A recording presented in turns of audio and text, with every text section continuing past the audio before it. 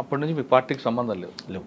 తర్వాత మీరు ఒకసారి సరెండర్ అయ్యి పార్టీలోకి వెళ్ళి మళ్ళీ బయటకు వచ్చారు కదా, పోలీసు మీ మీద అలాగా విజిలెన్స్ ఉంటుంది, పట్టుకున్నారు అప్పుడు? నన్ను పట్టుకున్నారు. ఏం చేశారు? అరెస్ట్ చేశారా? అరెస్ట్ ఏం చేయలేదు, నేనే అరెస్ట్ సరెండర్ అయినా.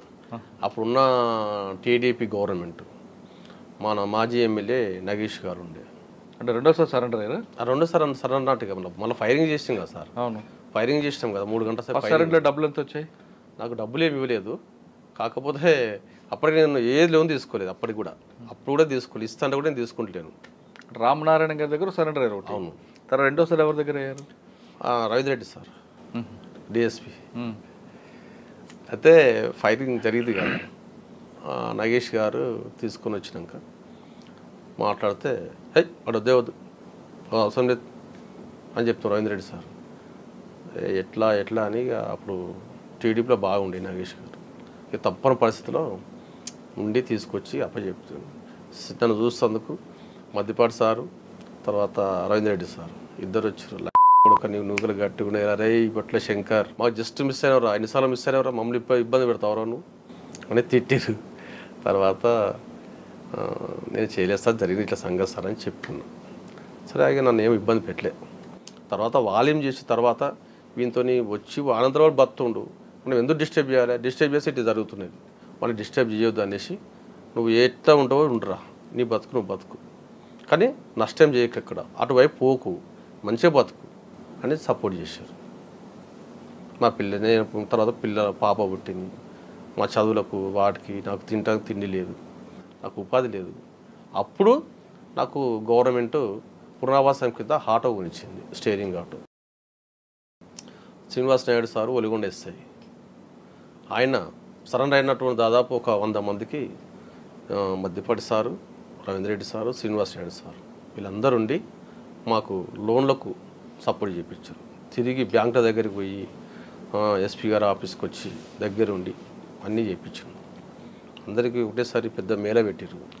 ఆ ఆధ్వర్యంలో మాకు అందరికి పనిచేస్తారు. అంటే అప్పటి నుంచి వాళ్ళు చెప్పినట్లుగానే ఉన్నారు మీరు?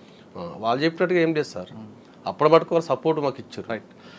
కానీ మాజీ నక్సలైట్ చాలామంది కాదు, మరి చాలా అని పదం కాదు, కొంతమంది సెటిల్మెంట్లు చేసుకుంటూ ఉన్నారు కదా, మరి మీరు ఆ బాటలోకి వెళ్ళకుండా ఏం చేశారు? ఇప్పుడు సార్ ఎవరి ఇష్టం వాళ్ళది. మేము అందులోకి అన్ని 16 సంవత్సరాల్లో పనిచేసినాం. ఎందుకోసం చేసినాం? మార్పు కోసం, ప్రజల కోసం అన్నాం. మేము వచ్చి అట్టంటి చేస్తే మాకు దానికి తేడా ఉంటుంది సార్. మేము అట్ట ఎన్నుకోలేదు, మామూలు ప్రజలు ఎట్లా బతుకుతారో అట్లా బతకాలనుకుంటే సాధారణ జీవితం గడిపారు. అంతే. ఏ విధంగా చేసేవారు? ఆటో నడుపుకుంటూనే ఉన్నాం, షేరింగ్ ఆటో నడుపుకుంటూ ఉన్నాం, దాని మీద జీవనం గడిపినాం, చేసినాం.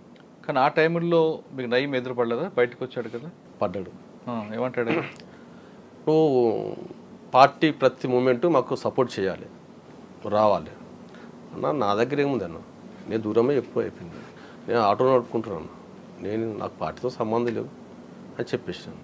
ఒకసారి చెప్పిండు, మళ్ళీ నేను కలవలేదు. తర్వాత నేను వచ్చి ఆఫీసర్ చెప్పిన, నైట్ నన్ను ఇబ్బంది పెడుతున్నాను రమ్మంటున్నావు, నీకెందుకు అవసరం లేదు, నీకేందుకు నువ్వు లీగల్గా ఉండవు, మంచిగా ఉంటున్నావు, నువ్వు ఆటో నడుపుకుంటున్నావు, అట్లే బతుకు, నీకెందుకు అవన్నీ అని చెప్పారు ఆఫీసర్స్.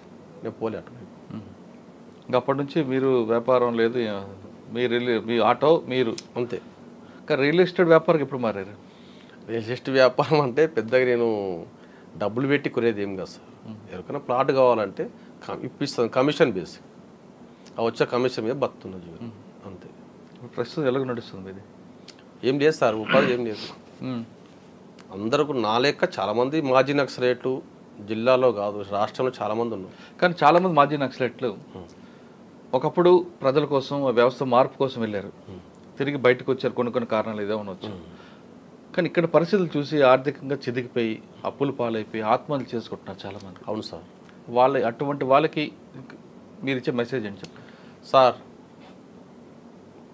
ఎవరైతే ఆర్థికంగా ఇబ్బంది పడుకుంటూ ఆత్మహత్యలు చేసుకున్న కుటుంబాలు చాలామంది రోడ్డు మీద పడ్డ కుటుంబాలకు ఈరోజు గవర్నమెంటు ఆఫీసర్స్ మాకు భరోసా ఇవ్వాలి. ఈ మధ్యకాలంలో టెక్మద్ అన్న నయా భరోసా అనే ప్రోగ్రాం తీసుకుంటూ మంచిది సార్.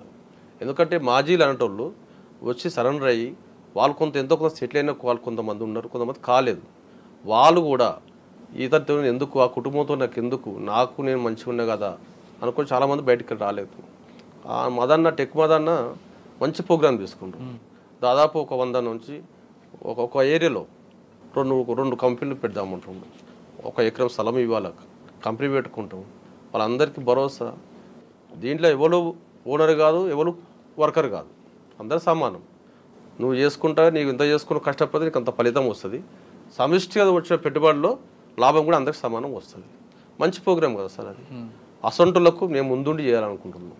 నష్టపోయిన కుటుంబాలను దేవులాడి వస్తే వాళ్ళందరికీ దగ్గర ఉండి దాంట్లో భాగస్వామ్యం చేయించేసి మంచి మార్పు తీసుకొద్దాం అనుకుంటున్నాం. ఇట్టన్నా మాకు ఒక అన్ని రోజులు చేసినాం, నష్టమైనాం కదా, ఈ రకంగా కొంతమంది కుటుంబాలకు లాభం జరుగుతుంది అనేసి మేము అనుకుంటున్నాం సార్. ఫైనల్గా చెప్పండి, మీ లక్ష్యం ఏంటి ఇప్పుడు? అంటే ఆర్థికంగా చితికిపోయిన మాజీ అన్నలందరినీ కుటుంబాలను దగ్గర తీసి చేయడమేనా, లేదా వ్యవస్థలో కొన్ని మార్పులు చేర్పులు చాలా జరుగుతుంటాయి, ఈ చెడు స్నేహాలని వాటికి దూరంగా యువత వెళ్లకుండా వాళ్ళలో కూడా మార్పు చేయడానికి ఏం చేస్తారు సార్? సమాజం మార్పు కోరుకుంటున్నాం, అందులో మార్పు కోరుకుంటాం, బయట మార్పు కోరుకుంటాం. దీంట్లో మాతో పాటు పనిచేసిన మా క్యాడర్ నష్టపోయిన కుటుంబాలు ఉన్నాయి కదా, వాళ్ళకు సపోర్ట్ చేసుకుంటూనే బయట వచ్చినటువంటి వాళ్ళు ఎస్సీ ఎస్టీ బీసీ మైనార్టీలు ఎవరైతే అనగా ఆర్థికంగా చితకబడి కుటుంబాలు ఎవరన్నా కానీ, ఏ కులమన్నా కానీ, వాళ్ళందరికీ కూడా మేము మార్పు తీసుకోవాలని కోరుకుంటున్నాం. అందరూ మార్పు కోరుకున్నాం కదా, సరిగ్గా చేయలేకపోయినాం. ఈ రకంగా గవర్నమెంట్ సపోర్ట్ తోటి, ఆఫీసుల సపోర్ట్ తోటి మంచిగా మేము ప్రోగ్రామ్ చేసి మార్పు తీసుకోవాలని కోరుకుంటాం. ఈ రకంగా సక్సెస్ అవుతామనేసి మేము అనుకుంటున్నాం సార్. ఓకే. ఒకప్పుడు వ్యవస్థలో మార్పు కోసం, పేద ప్రజల యొక్క అభివృద్ధి కోసం అడుగుబాటు పట్టిన మాజీలందరూ కూడా తిరిగి వాళ్ళ బతుకు కోసం మరొకసారి కొత్త కార్యక్రమం చేపట్టారు. కొంతమంది మాజీ నక్సలైట్లుగా, దళారులుగా, బ్రోకర్లుగా దందాలు చేయడం కాకుండా తమ కాలపై తాము నిలబడి ఎక్కడైతే ఆర్థికంగా నష్టపోతున్న మాజీలు ఉన్నారో వాళ్ళ మార్పు కోసం, వాళ్ళు కూడా ఆర్థికంగా నిలబడడం కోసం టెక్ మధు చేపట్టిన నయా భరోసా కార్యక్రమానికి చేయూతిస్తాం. ఖచ్చితంగా మీ అందరం కూడా మా ఆర్థిక పరిస్థితి నిలబడి సమాజానికి కొత్తగా ఒక రోల్ మోడల్గా మేము ఉండడానికి ప్రయత్నం చేస్తాం అంటున్నారు శంకర్. ఖచ్చితంగా వాళ్ళు అనుకున్నట్లుగా ఆ గొప్ప ఆయాసం నెరవేరాలని ఆశిద్దాం. ఇది ఈ వారం శంకర్ గారి ఎక్స్క్లూజివ్ ఇంటర్వ్యూ. వచ్చే వారం మరో గెస్ట్ మళ్ళీ కలుద్దాం. అంతవరకు నమస్తే. Thank you.